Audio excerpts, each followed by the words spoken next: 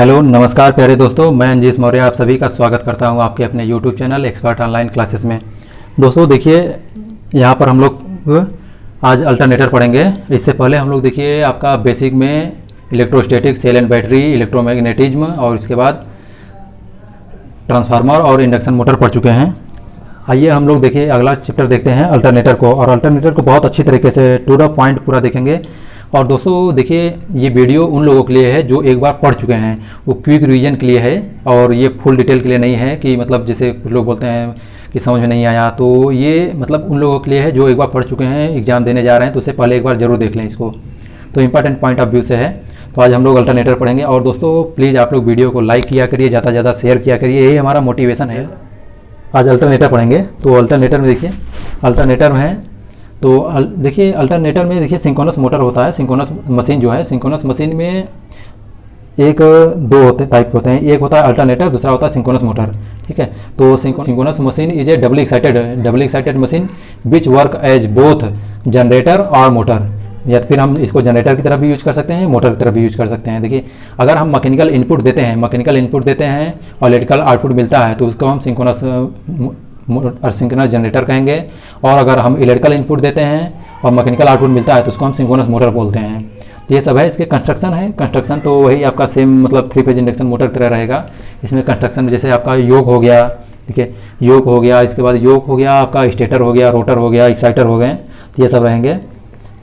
तो योग जो है देखिए, योग आपका मेड जो होता है वो कास्ट आयरन या कास्ट स्टील का बना होता है। यहाँ मैकेनिकल प्रोटेक्शन देता है, जो आपको मतलब कि आपका स्टेटर हो गया, स्टेटर को मैकेनिकल प्रोटेक्शन के लिए ये प्रोवाइड करता है। रोटर है, रोटर में सिलियन टाइप होता है, सिलिंड्रिकल टाइप होता है। इसके बाद रोटर में बाइंडिंग होती है, तो ओपन स्लॉट होती है, क्लोज स्लॉट होती है, सेमी स्लॉट होती है। तो ये सब हैं, बहुत हम लोग देखेंगे अच्छे से। तो जो स्टेटर होता है, स्टेटर में देखिए आपका हमेशा डेल्टा बाइंडिंग होती है। डेल्टा बाइंडिंग होने का मतलब रीज़न भी है कि थोड़ा सा वोल्टेज कम हो जाता है, वोल्टेज कम होने की वजह से आपका इंसुलेशन ये सब कम हो जाते हैं। तो आइए हम लोग देखते हैं टॉपिक से। तो देखिए स्टेटर में देखिए, स्टेटर जो है फ्रेम जो होता है, स्टेटर का फ्रेम जो होता है cold rolled non oriented steel का बनाया जाता है। इसमें लगभग 3 से 5% तक सिलिकॉन रहता है। इसके बाद स्लॉट जो होते हैं, देखिए रोटर में स्लॉट जो होते हैं वो ओपन टाइप या क्लोज टाइप या सेमी ओपन होता है। तो हमारा जो सिंक्रोनस मोटर होता है इसमें हम स्लॉट जो होता है वो ओपन टाइप यूज करते हैं। ठीक है, सिंक्रोनस अल्टरनेटर जो है, तो इसमें देखिए प्लेस्ड का है जो फार्मर कॉइल होता है, फार्मर कॉइल प्लेस्ड होता है इसमें। तो फार्मर कॉइल होता क्या है, एक मतलब कि एक डिजाइनिंग की जाती है जिसमें हम पहले से डिजाइन कर देते हैं कि इसमें जो बाइंडिंग होती है या स्लॉट होती है किसमें रखा जाएगा।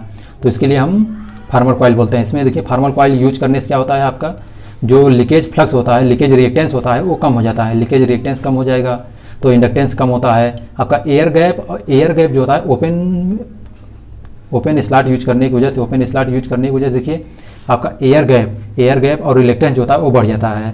देखिए ओपन स्लॉट मतलब कि जैसे देखिए हमको बाइंडिंग करना है, ठीक है, तो बाइंडिंग करना होता है तो यहाँ हम बाइंडिंग करेंगे, मतलब यहाँ बाइंडिंग करेंगे तो ये पहले से हम डिफाइन कर देते हैं कि बाइंडिंग को यहीं से करना है ऐसे, ठीक है, यहाँ से करना है या इसमें ऐसे करना है कहीं से भी। तो इसके लिए ये ओपन स्लॉट होता है। तो यहाँ से देखिए एयर गैप देखिए, या पूरा एयर गैप ज़्यादा हो गया ना। अगर यही सेमी ओपन रहेगा तो सेमी ओपन के लिए देखिए ये सेमी ओपन हो गया, तो इसमें देखिए आपका एयर गैप कम है, इसी के कंपेयर में कम है। तो यही चीज़ है, ठीक है। यहाँ पर देखिए हार्मोनिक्स इसमें प्रोड्यूस होता है, ओपन स्लॉट है इसलिए हार्मोनिक्स प्रोड्यूस हो। देखिए हम लोग यहाँ पर अब देखते हैं सेमी स्लॉट जो देखिए, सेमी स्लॉट में देखिए लीकेज फ्लक्स जो होता है वो बढ़ जाता है, लीकेज फ्लक्स बढ़ जाता है, ठीक है, लीकेज फ्लक्स बढ़ जाता है, जिससे क्या होता है देखिए आपका लीकेज फ्लक्स बढ़ने की वजह से आपका इंडक्टेंस बढ़ जाता है। इंडक्टेंस अगर बढ़ता है तो आपका लीकेज इंपीडेंस जो होता है, लीकेज रिएक्टेंस है इसको कह लीजिए, या रिएक्टेंस जो होता है वो बढ़ जाता है। रिएक्टेंस बढ़ने की वजह से आपका जो IE है मतलब कि एक्साइटेशन करंट है वो रिड्यूस हो जाता है। ऑपरेशन होता है सेमी स्लॉट को यूज करने से, ऑपरेशन स्मूथ होता है, लेस हार्मोनिक्स होता है। इसके बाद देखिए क्लोज स्लॉट है, क्लोज स्लॉट में देखिए आपका ये नॉट एल्यूमिनियम, इसमें जो एयर मतलब फार्मर होता है, फार्मर कॉइल यूज नहीं किया जाता है। इसका एक्सेल जो होता है वेरी हाई हो जाता है, हार्मोनिक्स इसमें नहीं होता है, एयर गैप बहुत कम होता है, रिलेक्टेंस बहुत कम होता है, और रिलेक्टेंस कम होने की वजह से एक्साइटेशन करंट जो होता है वो कम हो जाता है।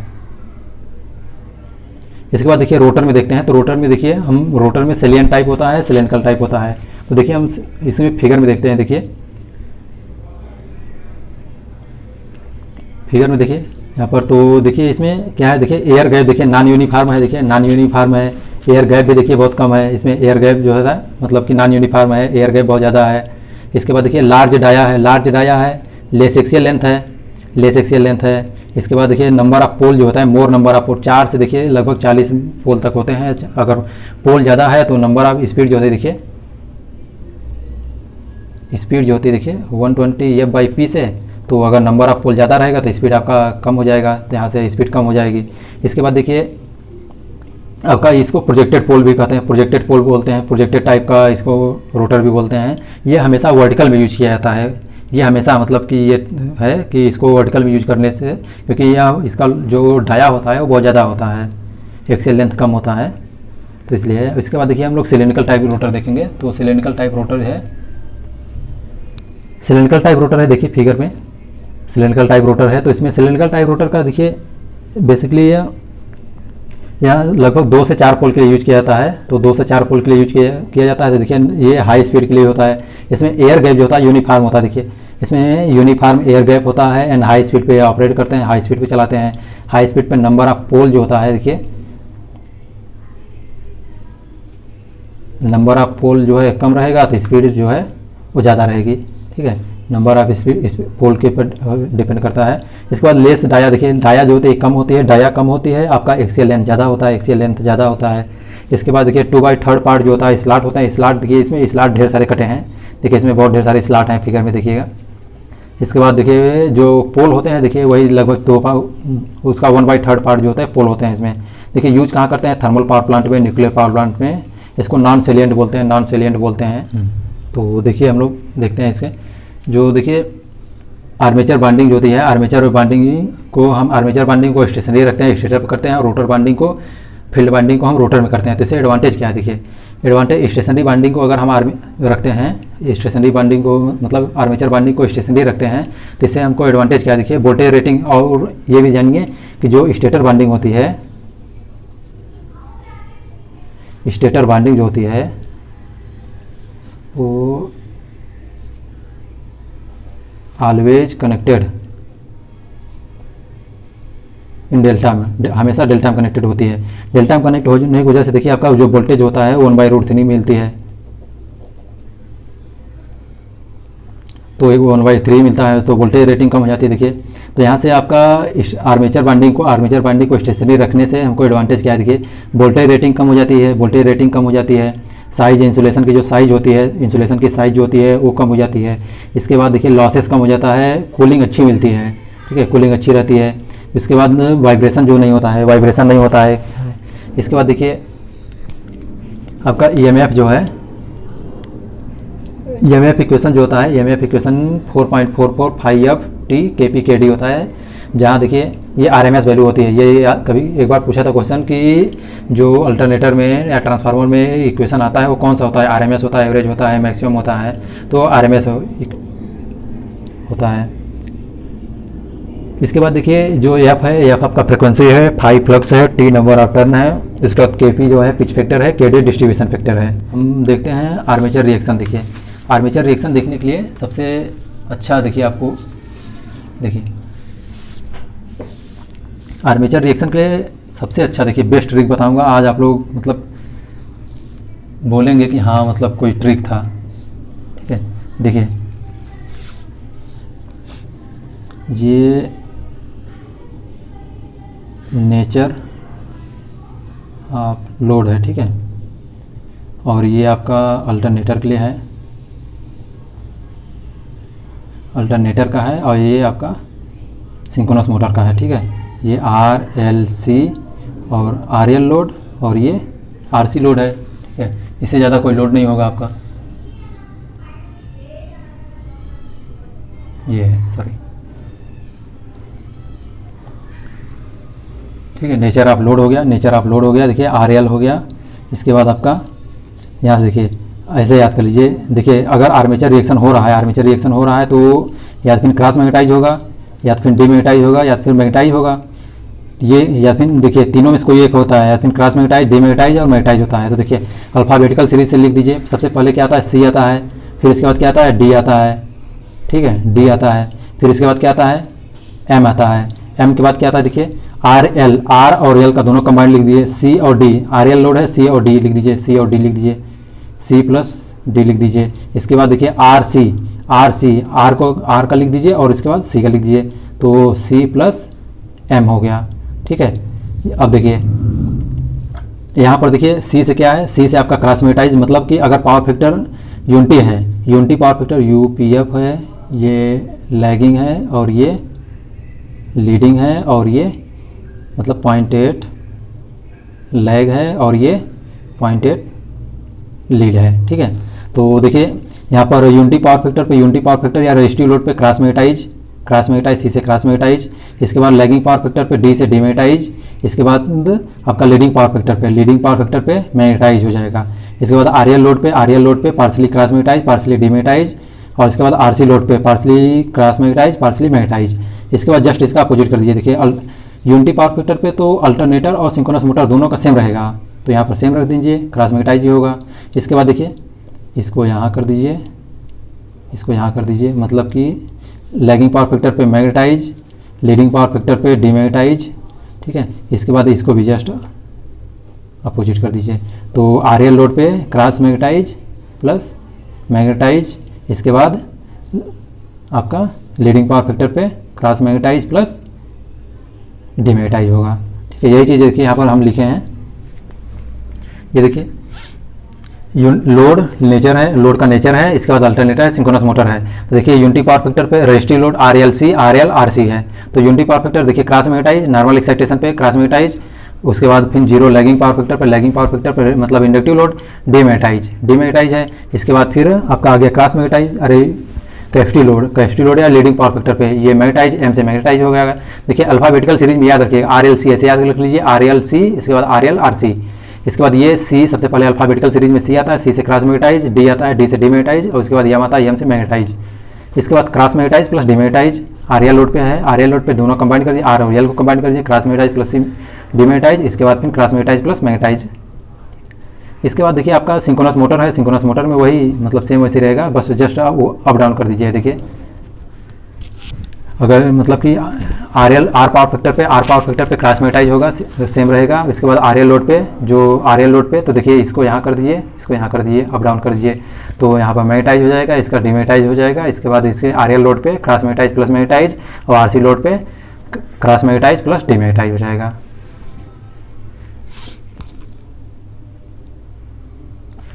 याद करने के लिए सबसे बेस्ट ट्रिक है, इससे अच्छा आप मतलब याद कर लीजिए, ऐसे समझिए। और याद क्या है, ये तो याद हो जाएगा, मतलब ऐसे ही सीक्वेंस में याद रहेगा। इसके बाद देखिए हम वोल्टेज रेगुलेशन निकालने के लिए देखते हैं। तो वोल्टेज रेगुलेशन निकालने के लिए सबसे अच्छा है, देखिए 5 मेथड हैं। इसमें डायरेक्ट मेथड होता है, सिंक्रोनस इम्पीडेंस या EMF मेथड होता है, इसके बाद एम्पियर टर्न या MMF मेथड होता है, इसके बाद ZPF मेथड या पोर्सियर ट्रिंकल मेथड होता है। यह एक होता है AS, American standard association method होता है। तो जो देखिए डायरेक्ट मेथड होता है, सबसे पहला नंबर पर डायरेक्ट मेथड, ये अप टू 5 kVA के अल्टरनेटर में यूज करते हैं। इसके बाद आता है देखिए वोल्टेज रेगुलेशन के लिए आपका सिंक्रोनस इम्पीडेंस मेथड होता है या EMF मेथड इसको बोलते हैं। तो ZS की वैल्यू जो होती है अंडर रूट में RA के स्क्वायर प्लस XS के स्क्वायर, या तो इसी को E0/ISS लिख देते हैं। तो देखिए वोल्टेज रेगुलेशन जो सिंक्रोनस इम्पीडेंस आता है वो एक्चुअल वैल्यू से, देखिए voltage regulation get higher from actual values क्या हायर वैल्यू मिल जाता है, तो इसलिए मतलब मतलब मुझे ज़्यादा वोल्टेज रेगुलेशन मिल गया। 5 ही आपको 5 ही चाहिए था, वोल्टेज रेगुलेशन 5 ही चाहिए था, लेकिन 10 मिल गया, तो ये हमको मतलब निराश कर देता है, ऐसे समझिए। तो इसीलिए हम इसको पेसिमिस्टिक मेथड बोलते हैं या निराशावादी बोलते हैं, ठीक है, पेसिमिस्टिक या निराशावादी बोलते हैं इसको। इसके बाद आपका आता है देखिए एम्पियर टर्न मेथड होता है। देखिए क्वेश्चन पूछता है कि सिंक्रोनस इम्पीडेंस मेथड या EMF मेथड को और क्या बोलते हैं, इसको हम पेसिमिस्टिक मेथड बोलते हैं, पेसिमिस्टिक मतलब निराशावादी बोलते हैं। इसके बाद एम्पियर टर्न मेथड होता है या MMF मेथड होता है। इसमें देखिए voltage regulation obtain less from actual value से कम मिलता है, तो मतलब कि ठीक है, नेगेटिव वोल्टेज रेगुलेशन मतलब ठीक ही रहता है, बहुत ख़राब नहीं है, तो इसलिए हम इसको आशावादी बोलते हैं, ठीक है मतलब मिल जाएगा, आ जाएगा, तो इसलिए हम इसको ऑप्टिमिस्टिक बोलते हैं, मतलब ऑब्टेन प्राप्त कर सकते हैं, तो इसलिए ऑप्टिमिस्टिक मेथड होता है। एम्पियर टर्न मेथड को ऑप्टिमिस्टिक बोलते हैं, और उसके बाद देखिए सिंक्रोनस इम्पीडेंस या ईएमएफ मेथड को पेसिमिस्टिक बोलते हैं, ये याद रखिएगा आप लोग। इससे ज़्यादा वोल्टेज रेगुलेशन से अल्टरनेटर में कुछ भी नहीं पूछता है। इसके बाद जेडपीएफ या फोर्सियर ट्रिंगल मेथड होता है, तो इसमें देखिए सबसे बेस्ट मेथड होता है तीनों में से, वोल्टेज रेगुलेशन निकालने के लिए सबसे बेस्ट मेथड होता है। इसके बाद आपका आता है अमेरिकन स्टैंडर्ड एसोसिएशन मेथड होता है, इसमें बेस्ट होता है, सभी में सबसे बेस्ट होता है। यह मॉडिफिकेशन ऑफ एमएमएफ मेथड का होता है, एम्पियर टर्न मेथड जो होता है, एम्पियर टर्न मेथड का या एमएमएफ मेथड का मॉडिफिकेशन होता है, या किसी भी के लिए लगा सकते हैं। तो आइए हम लोग अगला देखते हैं। देखिए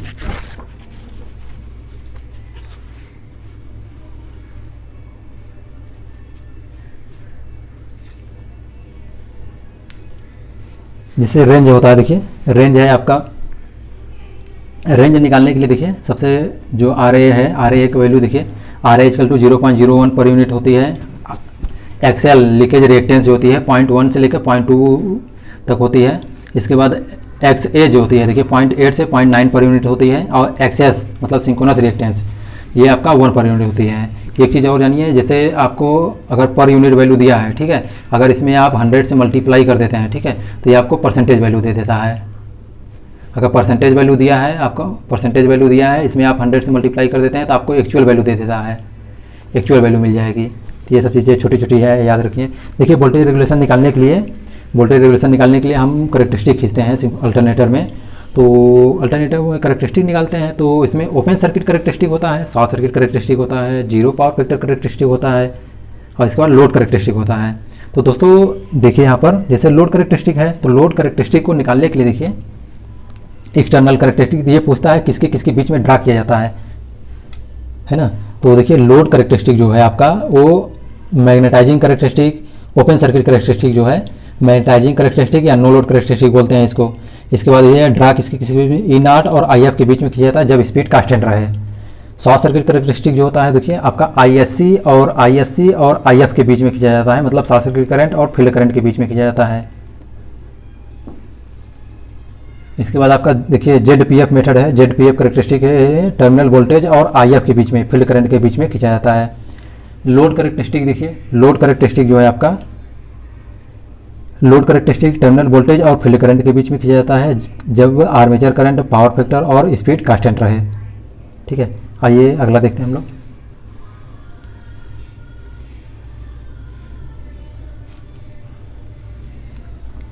देखिए इसके बाद एक्सटर्नल करेक्टरिस्टिक आता है, तो एक्सटर्नल करेक्टरिस्टिक जो होता है वीटी आईए और आईएफ के बीच में, आईएफ के बीच में मतलब वीटी और if armature current, terminal voltage और आर्मेचर करंट के बीच में खींचा जाता है। इसको देखिए कब जब आईएफ और पावर फैक्टर और स्पीड तीनों कांस्टेंट रहते हैं तब खींचते हैं। ठीक है, उसके बाद देखिए पावर इक्वेशन देखते हैं। पावर इक्वेशन निकालने के लिए देखिए सबसे अच्छा तरीका है आपको, अगर पहले तो वोल्टेज को हम रेफरेंस मानते हैं, वोल्टेज को रेफरेंस मान लेते हैं, वोल्टेज को रेफरेंस मानते हैं। ई जो होता है, ई उनके बीच का ई जो होता है इंड्यूस ईएमएफ जो होता है उसके बीच का एंगल जो होता है डेल्टा होता है, और जेडएस एट एंगल थीटा होता है। ठीक है, आईए की वैल्यू देखिए जब हम निकालते हैं तो E upon ZS angle at angle delta minus theta, इसके बाद minus V upon ZS at the angle minus theta. इसके बाद कॉन्जुगेट आई का कॉन्जुगेट निकालेंगे, थीटा जगह पे माइनस थीटा रख देंगे, बस कुछ नहीं करना है आपको। देखिए यहाँ से ई upon ZS theta minus delta minus V upon ZS theta. ठीक है, यहाँ पर आ जाएगा। तो इसको देखिए पावर जो निकालते हैं पी इक्वल टू जो पावर आता है पी प्लस ये एक्टिव पावर है आपका, रिएक्टिव पावर है, पी प्लस जे क्यू होता है। तो यहाँ से वी आई स्टार निकालते हैं, वी आई स्टार को हम कॉम्प्लेक्स पावर बोलते हैं। तो यहाँ से हम ये सबको वैल्यू रखेंगे, इसके मल्टीप्लाई करेंगे वी से, तो यहाँ से हम रियल पार्ट और इमेजिनरी पार्ट को सबको पोलर फॉर्म में चेंज करेंगे और कॉस थीटा प्लस जे साइन थीटा में। तो यहाँ से हम सबको वैल्यू निकालेंगे और रियल पार्ट देखिए, रियल पार्ट और इमेजिनरी पार्ट को इक्विवेलेंट करेंगे, तो दोनों को तुलना करके तब यहाँ निकालेंगे। तो हमारा रियल पार्ट जो आएगी वो देखिए आपका रियल पार्ट है, तो रियल पार्ट जो है पी जो होता है एक्टिव पावर, तो एक्टिव पावर जो है वो का वी ई अपान में जेडएस, वी अपान में ZS cos theta minus delta और माइनस वी स्क्वायर अपान में जेडएस कॉस थीटा। इसके बाद रिएक्टिव पावर जो होता है देखिए, रिएक्टिव पावर जो है देखिए V E S upon ZS sine theta minus delta minus V square upon ZS sine delta. ठीक है, इसके बाद देखिए इसके बाद देखिए आपका सिंक्रोनस मशीन के लिए, सिंक्रोनस मशीन में अगर आप देख रहे हैं तो देखिए रिएक्टेंस, जो सिंक्रोनस रिएक्टेंस होता है वो बहुत ज़्यादा होता है as compare to synchronous armature resistance के। तो इसको हम नेगलेक्ट कर देते हैं और थीटा की वैल्यू लगभग 90 डिग्री रख देते हैं। तो यहाँ से देखिए पी की जो एक्टिव पावर जो आएगी, ये फार्मूला आप लोग याद रखिएगा, ये इंपॉर्टेंट है दोनों, ठीक है। इसके वो याद रखिएगा। तो देखिए P E V upon XS sine delta हो जाएगा। इसके बाद क्यू की वैल्यू जो है V upon XS E F cos delta minus V होता है। इसी से हम रिएक्टिव पावर निकालते हैं, जो एक्साइटेशन चेंज कर करके दिखाते हैं, तो इसी वाले फार्मूला से। इसके बाद मैक्सिमम पावर के लिए थीटा बराबर डेल्टा रख देंगे, और जो पावर मैक्सिमम जो आएगी यहाँ पर थीटा इक्वल टू डेल्टा रख देंगे इस वाले में। तो यहाँ से मिल जाएगा देखिए E V upon Z S minus V square upon Z S into cos theta, ठीक है। इसके बाद देखिए आइए हम लोग आगे देखते हैं।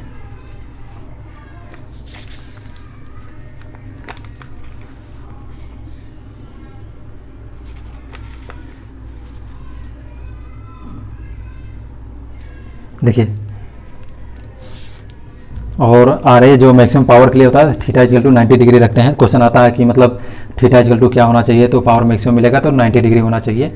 और मैक्सिमम पावर के लिए ई वी अपान एक्सेस होता है। देखिए सिंक्रोनाइजेशन कॉफिशिएंट होता है। सिंक्रोनाइजेशन कॉफिशिएंट के लिए देखिए होता है यहाँ basically d P S Y upon d delta equal to E V upon XS into cos delta, ठीक है। और डेल्टा का मान 0 रखने पर, डेल्टा का मान अगर 0 रख देंगे तो मैक्सिमम मिलता है। तो इसको सिंक्रोनस कॉफिशिएंट जो मैक्सिमम होता है उसको ई वी अपान एक्सेस होता है, ई वी अपान एक्सेस।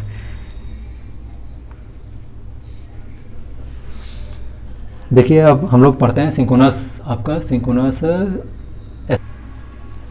तो देखिए दोस्तों हम लोग एस पढ़ते हैं। देखिए एस बेसिकली होता क्या है, तो देखिए ये एक रेशियो होता है, ठीक है। तो यूनिट नहीं होती है यहाँ से देखिए। तो एस की वैल्यू जो होती है वी अपान वी, मतलब rated voltage required, rated voltage upon में रिक्वायर्ड रेटेड करंट, ये ओपन सर्किट कंडीशन में, ये शॉर्ट सर्किट कंडीशन में। तो यहाँ से हम जेड एस की वैल्यू निकालेंगे, तो मतलब कि जेड की वैल्यू निकालेंगे तो यहाँ से इसको हम मतलब लिख सकते हैं, इन्वर्स कर देंगे, इसको ऊपर कर देंगे या नीचे कर दीजिए, इसको आई बाई वी कर दीजिए। तो आई बाई वी को 1 बाई जेड एस लिखेंगे, तो या 1 बाई एक्स। तो एस जो होता है रिएक्टेंस के इन्वर्सली प्रोपोर्शनल होता है, सिंक्रोनस इम्पीडेंस के इन्वर्सली प्रोपोर्शनल होता है। तो देखिए क्वेश्चन पूछता है डिपेंडेंसी किस पर डिपेंड करता है। तो डिपेंडेंसी के लिए देखिए हम लोग डिपेंडेंसी के लिए देखेंगे।